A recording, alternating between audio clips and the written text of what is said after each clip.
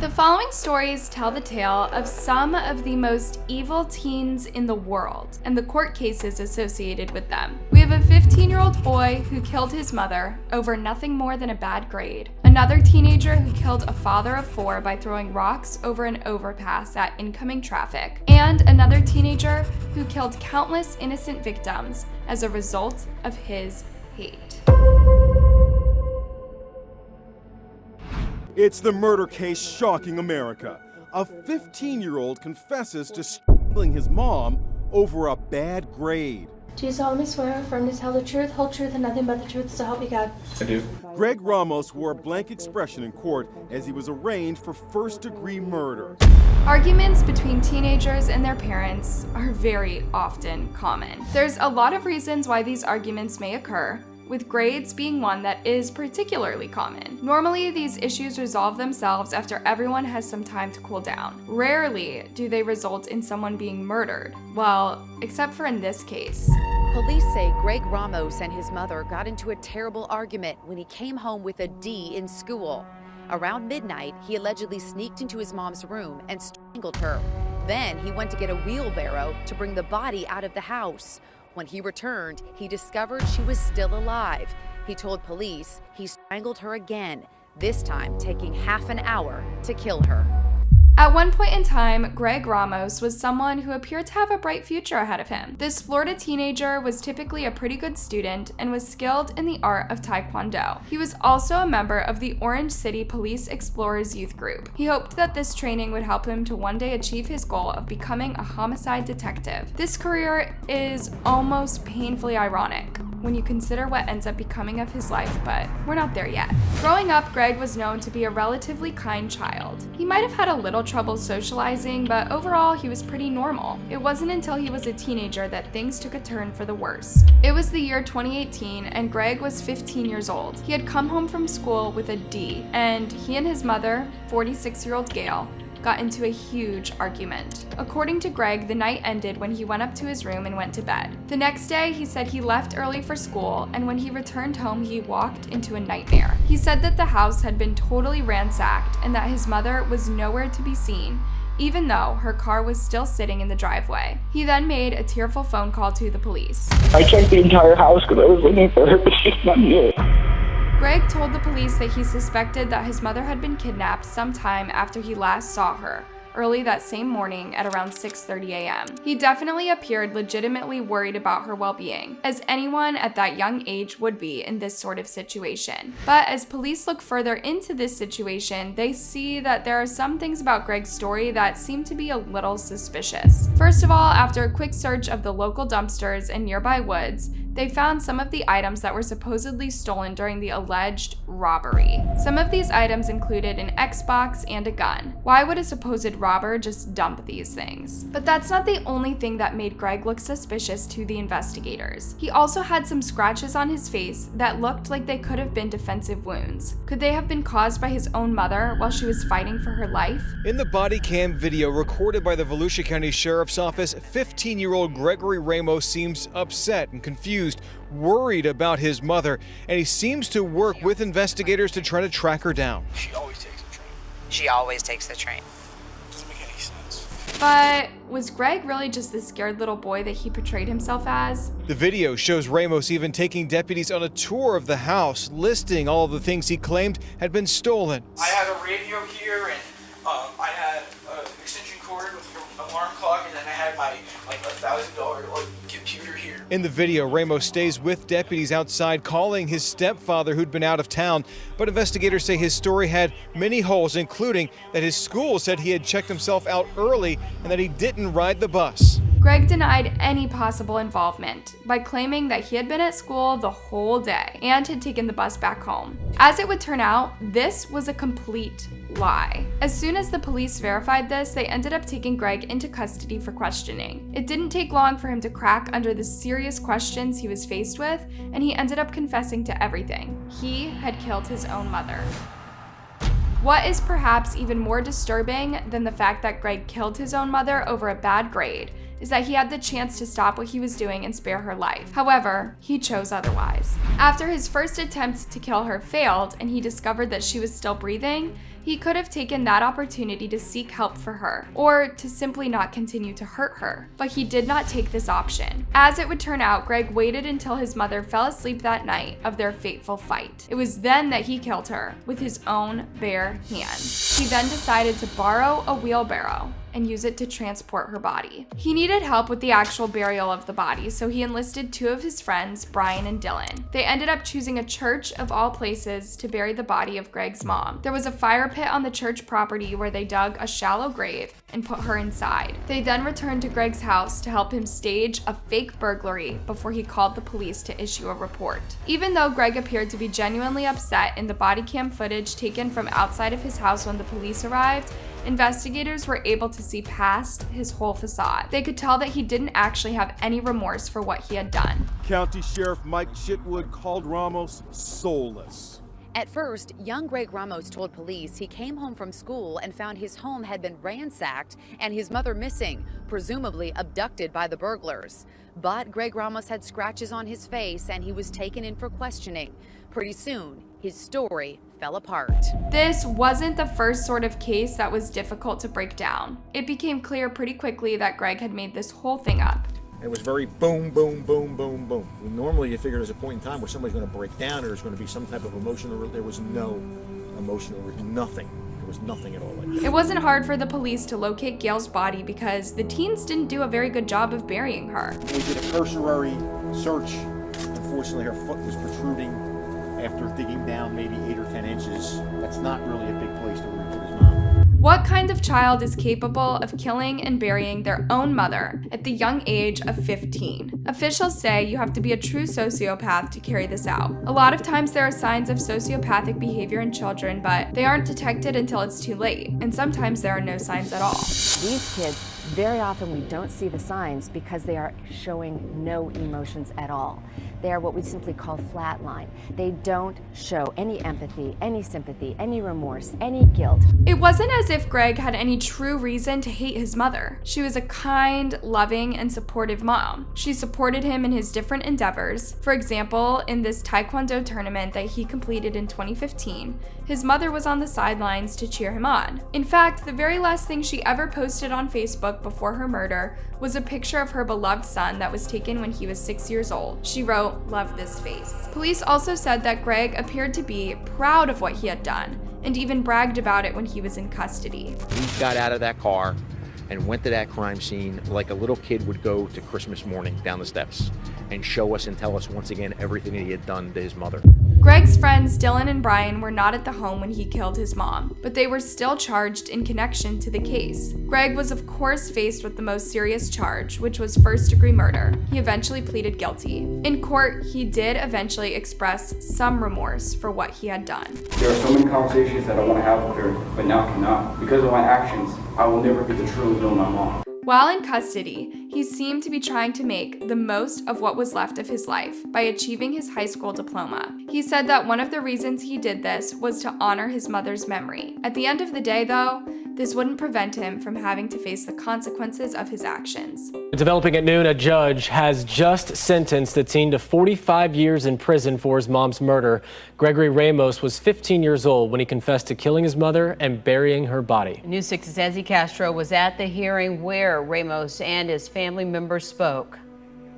It was an emotional day in court for Gregory Ramos and his family members as he was sentenced to 45 years in prison. Now, the 17-year-old actually took the stand and he spoke about his late mother, Gail Clevenger. He told the courtroom that he loved her and he understands because of his actions, she will never come back. Greg also acknowledged how his actions affected all of those who loved his mother, that will never be able to see her again. Not only have I stolen my mother from myself, but from everybody else as well. There was one particularly emotional moment in court when Greg's grandmother asked the judge for permission to approach Greg close enough to see his face so that she could pray over him. She was granted permission to do this. In addition to spending 45 years in prison, Greg will also be on probation for the rest of his life. But first, we begin with breaking news out of Genesee County. The oldest of 5 teenagers accused in the deadly I-75 rock throwing case will spend up to 20 years behind bars. Kyle Anger threw the rock that killed Kenneth White in the October 2017 incident. TV5's Rachel McCreary joins us live in Flint with more on today's developments. Rachel. David and Meg, prosecutors say that Kyle Anger was the ringleader in all of this. They say that he was the oldest one. He was the one that drove all of the teens to the overpass that day. And they say that he was the one that threw the fatal rock that killed Kenneth White. Teenage boys often get into mischief from time to time, but usually it doesn't involve serious criminal activity that could harm others. That is what sets this case apart from the others. On October 28th of 2017, a group of 5 teens, including McCaden Payne, Trevor Gray, Alexander Miller, Mark Seclency, and Kyle Anger, gathered together on an overpass on Dodge Road in Vienna Township. They were playing a dangerous game called Overpass, in which they were intentionally throwing rocks at the cars down below in an attempt to hit them. If they did manage to hit one, they would call it a dinger and would earn points in exchange for money. At one point, Kyle Anger threw a rock that would end up going through the windshield of a car being driven by 32-year-old Kenneth White. Upon realizing what they had done, they fled the scene and got food at a local restaurant. The next day, one of the teens was questioned at school about the incident, but later released. It wasn't until the news broke that the victim had actually passed away that they seemed to worry about getting in trouble. They exchanged texts among each other saying things like, "We could go to prison for life for this, everyone lay low, and no one ratted us out. No one saw us. If everyone shuts up, we won't get caught." Police were able to identify the vehicle that the boys had fled the scene in, and a warrant was issued for their arrests. The teens were charged with second-degree murder. 4 of the 5 took a plea deal that resulted in a lowered charge of manslaughter and were eventually charged with manslaughter. But Kyle was charged with second-degree murder, which he pleaded guilty to. Now today in court, he was sentenced to 39 months up to 20 years in prison for the death of Kenneth White. At the sentencing, Judge Joseph Farah says with the Cobb's agreement, Anger pleaded guilty to second-degree murder with the condition he would be sentenced within manslaughter guidelines. The judge presiding over the case didn't have much sympathy for Kyle. How much of that do you need to teach people don't throw rocks over an overpass at moving traffic? Kenneth, the victim, left behind a heartbroken fiance and 4 children. His mother spoke directly to Kyle in court. You have destroyed not only my life, or his life, you destroyed mine and my family, and his family, his kids. And yet you still have not even said you're sorry for what you've done. You have said no remorse whatsoever. My heart breaks and aches every single day since his life has been taken from him. Kyle ended up serving 39 months in prison and was released in January of 2021. As you can imagine, it is a challenging, difficult morning. George is on the scene in Florida where another community is in disbelief, shocked by devastating violence, this time at that Florida high school on Valentine's Day. This image, one that has become all too familiar. Students evacuating with their hands up. The suspect in that deadly shooting is now in custody. New images this morning showing him being taken to jail. 911, what's your emergency? Please help, please help. Someone just a pistol, a shooter. A lot of blood, please help, please. February 14th of 2018 was what was supposed to be a happy day at Marjorie Stoneman Douglas High School in Parkland, Florida. It was Valentine's Day, and the students were excited to share treats and other surprises with their friends in celebration of the holiday. They could have never expected the utter horror that the day would turn into. A soon-to-be killer, then 19-year-old Nicholas Cruz, was preparing for a massacre. All right. Here's the plan. I'm gonna go take an Uber in the afternoon before 2:40. From there, I'll go onto school campus, walk up the stairs, unload my bags, and get my AR. And people down at the main courtyard. I'll wait, and people will die. Cruz was a troubled individual who had made disturbing posts about shootings on social media before. His adoptive parents and he had become an orphan just 3 months before the shooting took place. He had behavioral issues in the past, and there were signs that he was capable of committing the evil acts that he did on February 14th of 2018. Today is the day that it all begins. The day of my massacre shall begin. All the kids in school will in fear and hide. From the wrath of my power, they will know who I am. I am nothing, I am no one. My life is nothing and meaningless. Everything that I hold dear, I let go beyond your half. Every day, I see the world ending another day. I live a lone life, live in seclusion and solitude. I hate everyone and everything. With the power of my AR, you will all know who I am. Nicholas Cruz took an Uber to school and arrived at around 2:40 p.m. He entered Building 12, which contained around 900 students and 30 teachers. It was the last period of the day when it all went down. There was a flurry of gunfire and the sound of a fire alarm going off. It was almost like we stopped in our tracks and they flew out of their seats and tried to find cover. I mean, in my mind, it was unmistakable that that was gunshots. Those in close proximity to the shooter scrambled for cover, while those in other parts of the school campus exited the school, thinking this was just another fire drill. Cruz killed 3 students in the hallway and then shot into the windows of 4 different classroom doors, killing 6 more students and injuring 13 more. So we all were sort of down on the ground. We were on the floor trying to hide behind whatever we could. And it was really seconds later that the barrel of that AR-15 just ambushed our classroom. It came right through that glass door, the glass panel in the door, and was just shooting everywhere. It was extremely loud. It was very frightening. Students began to make panicked calls to friends and family members while others called 911. They had no idea how much longer they had to live. Oh my God, I love you. What? It's the cops. I love you. I love you. Okay, what is that? What is she saying? What is happening? Somebody just entered the room. Okay. Who is it that entered the room? Are they the police? I love you. I love you. It's Mom. God, Lord, Lord God. Some callers were afraid to speak above a whisper. Hello? Is they shot up? Are you at the school? I can't hear you. Are you at the school? Cruz continued firing more shots before making his way to the next level of the building. He shot at but didn't kill anyone on the second level and moved on to the third. It was there that he took even more lives before hiding his rifle and slipping out of the school by blending in with everyone else among the confusion and chaos. The students who had survived the shootings in their classrooms remained in terrified silence, hoping and praying that the shooter wouldn't return. Others were beginning to realize that those around them were injured, while others were killed. That's when I saw that it was not a drill. One of the students was injured. He didn't have time to make it out of his desk. Who was that, Ms. Harris? That was Alex Schachter.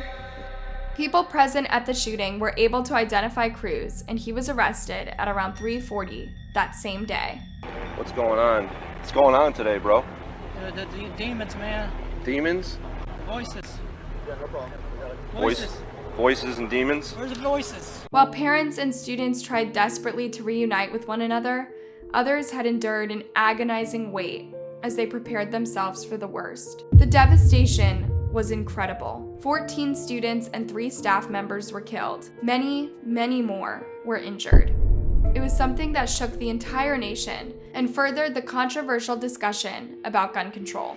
It even sparked nationwide protests. Meanwhile, investigators tried to come up with some sort of reason for why this all happened.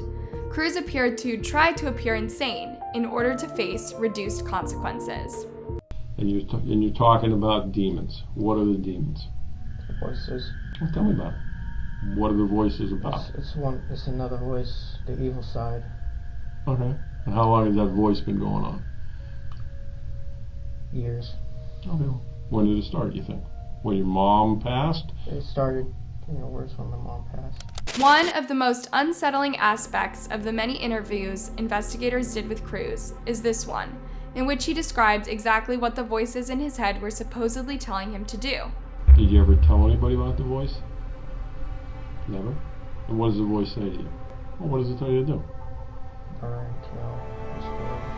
In March of 2018, Cruz was indicted on 34 charges, including 17 counts of first-degree murder, 17 counts of attempted first-degree murder. He later pleaded guilty to all these charges in 2021. Still, the families of the victims would have to wait until 2022 for the case to go to trial to determine what his punishment would be: life behind bars or death. It was a lengthy, emotional, and incredibly painstaking trial that lasted for days. Many of the victims' parents and other family members attended day after day. They sat and listened as experts discussed the details of how their loved ones died. Throughout the trial, Cruz was dressed in normal clothes in an attempt by the defense to try to humanize him. He wore things like wire-rimmed glasses, collared shirts, and sweater vests. He showed very little emotion and no remorse throughout the duration of the trial. At one point, he was even seen joking around and laughing with one of the prosecutors. Cruz had to sit and listen as those who survived the shooting detailed their experiences, including Madeline Wilford, who was shot 4 times. We were just going about class like normal, and we heard shots. It took us a second to realize what was happening, but when they were fired off again is when we started to move and hide. I was stuck between the teacher's desk and her podium, and then I was just hiding until I felt myself get hit. I didn't know how many times. I just knew I was hit, and I tried looking behind me to see if anyone could help me, but all I saw was blood on the floor. Some of the testimony was incredibly hard to listen to. And we were shielding ourselves with our backpacks, and we had a clear view of the door, and we noticed that the door wasn't closed. It was wide open. The door of the classroom to your door? Yes. And our teacher, Beagle, his body was partially inside of the classroom, and then his torso down was outside of the classroom, and his body was blocking the door and holding it open. So it was very, scary for us because we didn't know what to do, and with all of us crying and whispering to each other, it was pretty loud. At one point, a recording was taken from one of the surviving students' phones, and it was played aloud in court. Cruz struck his fingers in his ears in order not to hear the screaming and crying of the students as they exited their classroom to find blood and dead people all over the floor. Hey, look straight, look straight. Look straight, look straight. I'm not touching the door. Right behind this classroom. Come on, guys, you guys are okay. Ultimately, it was in the hands of the jury to decide whether Cruz was to spend the rest of his life in prison or be executed for the mass tragedy that he caused. At the end of the day, a minority of them could not agree with the rest to sentence Cruz to death. Many of the family members who lost loved ones were devastated upon hearing the news. Life in jail. I'm sorry.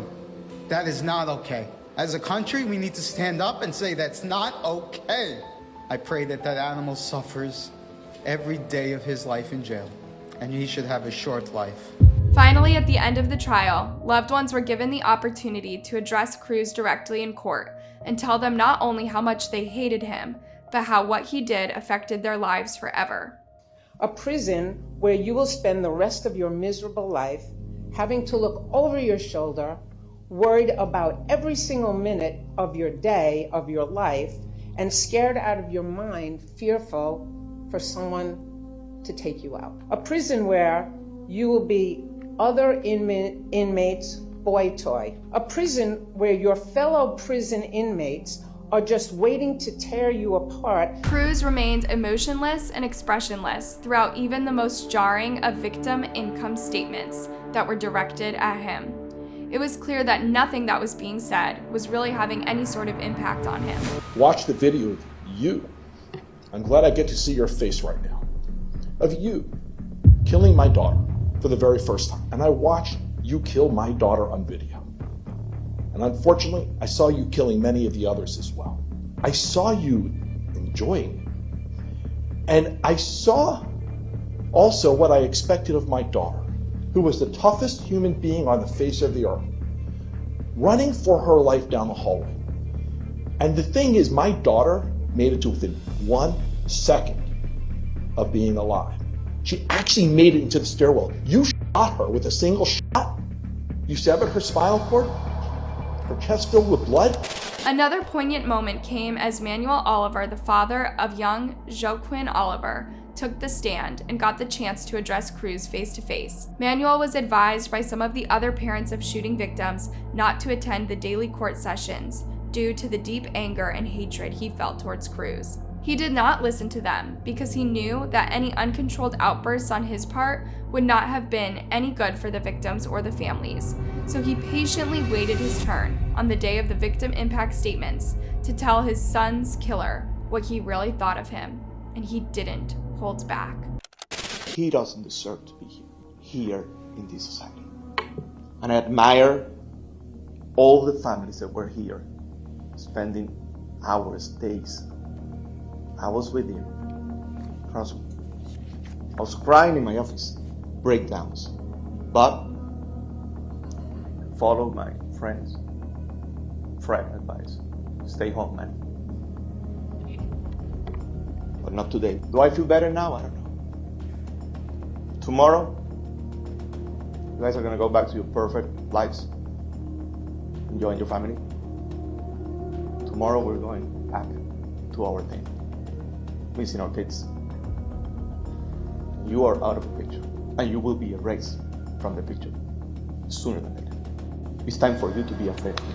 There were many times, especially in the final days of the trial, in which tensions rose in the courtroom and things got really heated. One of these times was after some of the family members expressed their disgust towards the prosecution for defending the monster who killed their kids, especially since some of the prosecutors had children themselves. One of the prosecutors stood up and addressed the judge and began to ask how he would feel if it was her children that had been brought up in court.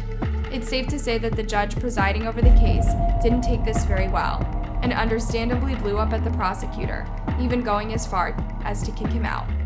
You need to sit down right now. You're out of line. In fact, you're excused. You need to go sit in the back with your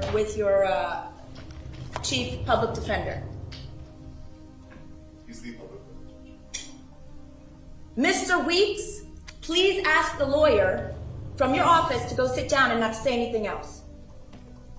To try to threaten my children and bring up my children is inappropriate. Go to the back of the room now. Finally, after years of agony and reliving the horrific events of February 14th, 2018, Nicholas Cruz was finally sentenced to life in prison for the lives he stole and the many more that he forever destroyed. But before the judge imposed the sentence, she took the time to recognize the families and the strength they had to come forward and testify on behalf of their loved ones.